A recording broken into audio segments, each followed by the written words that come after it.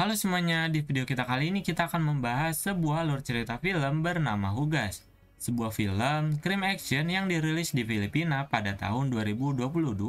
Film ini mengisahkan tentang seorang mantan gangster bernama Al, dan juga seorang pacarnya yang dituduh mencuri uang dari bosnya. Mereka berniat menikah dan berakhir dengan petaka di kehidupan mereka. Film dimulai dengan gambar sebuah mobil dalam kondisi yang sangat memprihatinkan. Al, seorang tokoh utama di dalam cerita ini mengungkapkan keinginannya untuk menjalani kehidupan yang sangat normal, tanpa mempunyai masalah. Kemudian scan pun dibawa ke masa lalu.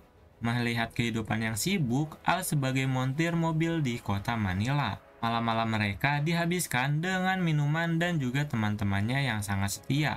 Meskipun pekerjaannya terus-menerus, Al merasa terhempit antara menjalani kehidupan yang jujur atau kembali ke dunia kriminal yang sebelumnya dia lakukan.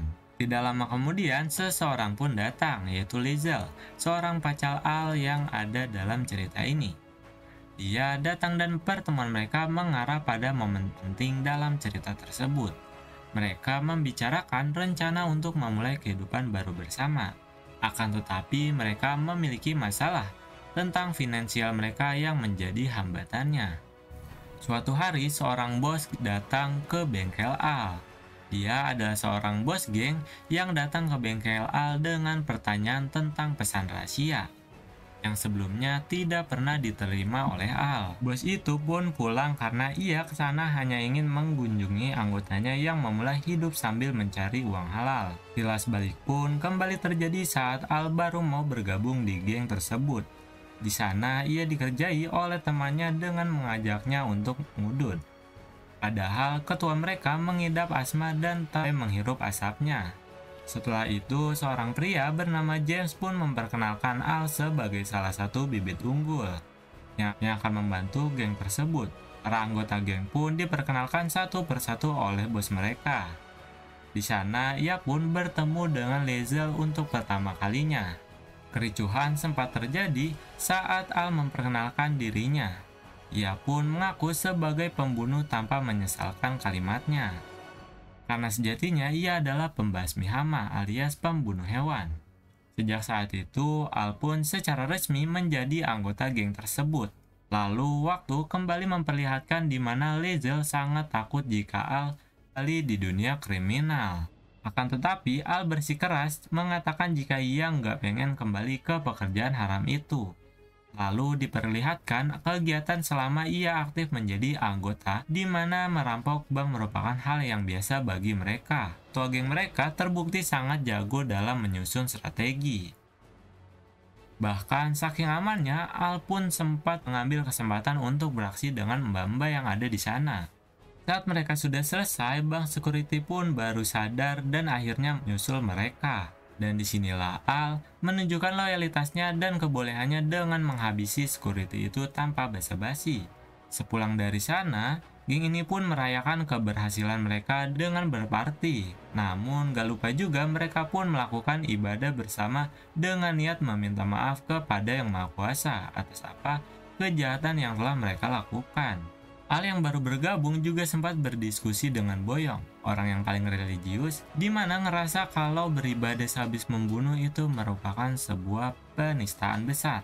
Akan tetapi Boyong beranggapan jika kegiatan apapun pasti bisa diampuni oleh Yang Maha Kuasa. Setelah itu terlihat sekelompok orang yang datang ke sana, membawa sebuah pistol. Kelompok itu pun datang berniat untuk menyerang mereka. Di sana Boyong pun terbunuh karena mencoba untuk melawan. Akhirnya, Lizel dan juga Al sempat memukul mundur kelompok penyerangan itu. Dan akhirnya si bos itu tahu jika pelaku penyerangan itu adalah kawan lamanya. Kematian itu pun merupakan luka dalam bagi Lizel, karena merupakan keponakannya. Al pun memberikan simpati dan akhirnya mereka memulai kedekatannya, yang menjadi awal dari hubungan mereka berdua. Terlihat bahwa bosnya itu juga merasa sangat kehilangan sosok Bojong yang sangat religius. Nggak hanya itu, dia juga menyumbang uang untuk biaya pemakaman si Bojong ini. Setelah itu, bosnya pun menceritain awal mula perselisihannya dengan teman yang bernama Dido, yang ternyata di dunia ini merupakan anggota lama mereka. Namun, ia merasa iri dan keluar dari geng itu. Para anggota pun bergebu-gebu untuk membalaskan dendam mereka. Namun, si bos ini menyuruh untuk bersabar sambil menyusun strategi. Kegiatan kriminal mereka pun terus-menerus berlanjut dan setiap keberhasilannya selalu dirayain dengan self-reward, yang berupa kegiatan meresahkan yang diharapkan para penonton. Hubungan Liesel dan Al pun semakin dekat.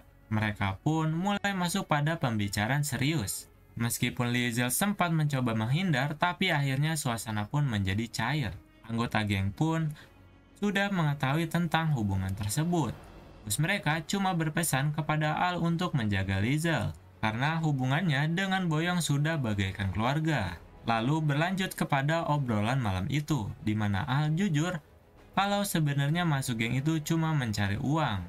Liesel mengatakan jika bos mereka itu akan sangat senang jika salah satu dari mereka berniat untuk mandiri. Al pun berjanji akan membawa Liesel bersamanya kemanapun ia akan melangkah. Berikutnya ada pertemuan bos.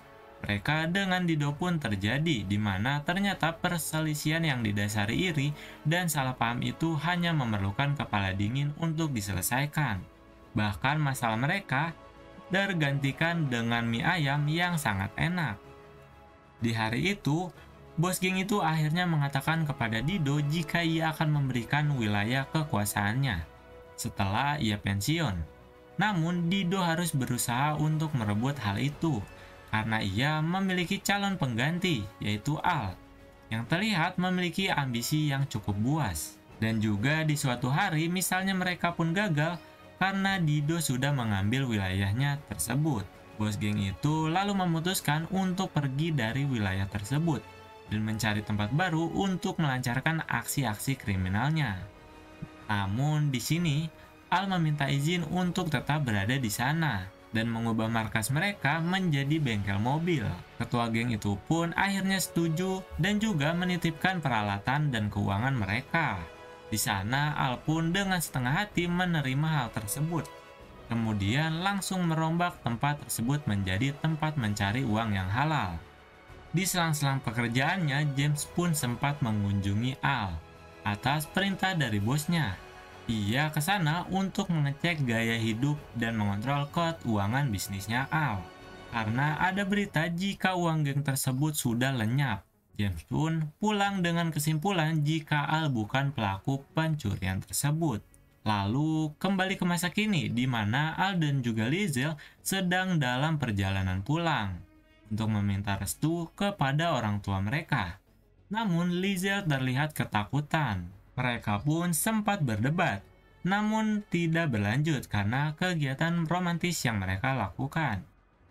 Sementara itu, kabar James pun dianggap sebagai sebuah kebohongan dan persekongkolan bagi bosnya.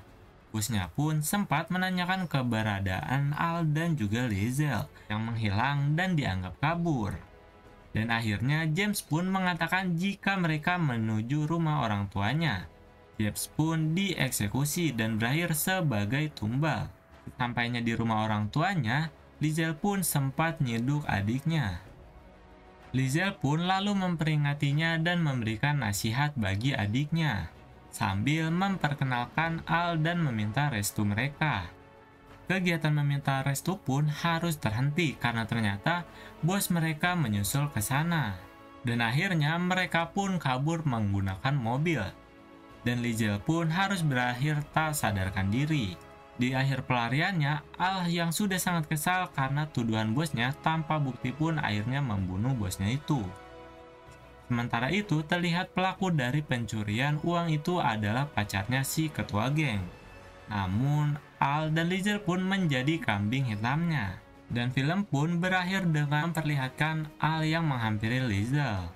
Film Hugas ini mengajarkan kita bahwa setiap tindakan memiliki konsekuensinya. Kehidupan Al dan Liesel menjadi perumpamaan tentang kompleksitas manusia, perubahan, dan ketidakpastian masa depan. Dengan demikian, kita akhiri saja perjalanan kita melalui alur cerita dari film Hugas ini. yang mengajak kita untuk merenung tentang akibat dari tindakan kita dan menggambarkan bahwa dalam kehidupan tidak ada tindakan yang terlepas dari ganjarannya. Dan itulah alur film berjudul Hugas. Terima kasih sudah menonton, sampai jumpa di video selanjutnya.